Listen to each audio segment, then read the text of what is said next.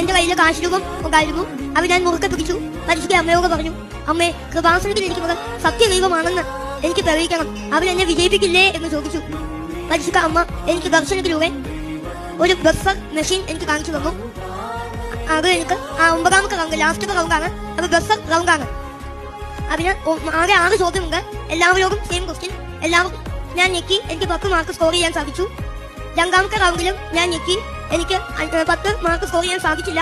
കാരണം ഒരു വചനം ഞാൻ പറഞ്ഞു. 2ാമത്തെ വചനം ഞാൻ മറന്നുപോയി. എനിക്ക് പറയാൻ സാധിച്ചില്ല. അതുകൊണ്ട് ആ കിട്ടിയതിൽ നിന്ന് 5 മാർക്ക് മൈനസ് ആയിപ്പോയി. അപ്പോൾ ക്വിസ് മാസ്റ്റർ എന്നോട് പറഞ്ഞു, നിനക്ക് കിട്ടിയ 5 മാർക്കും കൂടെ, നിനക്ക് കിട്ടിയ 10 മാർക്കിൽ നിന്ന് 5 മാർക്ക് നീ കളഞ്ഞല്ലോ എന്ന് പറഞ്ഞു. അപ്പോൾ എനിക്ക് വിഷമമായി.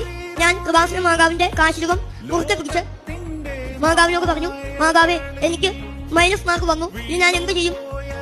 എന്നെ കൃപാസനത്തിൽ സാക്ഷ്യം പറയാൻ എനിക്ക് പറ്റണം. അവരെന്നെ വിജയിപ്പിക്കണം എന്ന് ഞാൻ പറഞ്ഞു. അപ്പോൾ മാതാവ് എന്നെ ധൈര്യപ്പെടുത്താനായി ഒരു വചനം, മാതാവ് ഈ കളറിൽ എനിക്ക് പ്രത്യക്ഷപ്പെട്ട് വന്ന് ഒരു വചനം എനിക്ക് പറഞ്ഞു തന്നു. സങ്കീർത്തനം 27:1 കർത്താവ് എന്റെ പ്രകാശവും രക്ഷയുമാണ്, ഞാൻ ആരെ ഭയപ്പെടണം എന്ന വചനമായിരുന്നു അത്. അപ്പോൾ എനിക്ക് ധൈര്യം വന്നു. ഞാൻ 4ാമത്തെ റൗണ്ടും 5ാമത്തെ റൗണ്ടും 6ാമത്തെ 4, 5, 6 ക്വസ്റ്റ്യൻസ് ഞാൻ ഞെക്കി. എനിക്ക് 30 മാർക്ക് അങ്ങനെ 3 മാർക്കിനും സ്കോർ ചെയ്യാൻ സാധിച്ചു. അങ്ങനെ 96 മാർക്ക് കിട്ടി. 1ാം സ്ഥാനത്ത് എന്നെ പരിശുദ്ധ അമ്മ എത്തിച്ചു. അമ്മയ്ക്കും ഈശോയ്ക്കും ഒരുപാട് നന്ദി.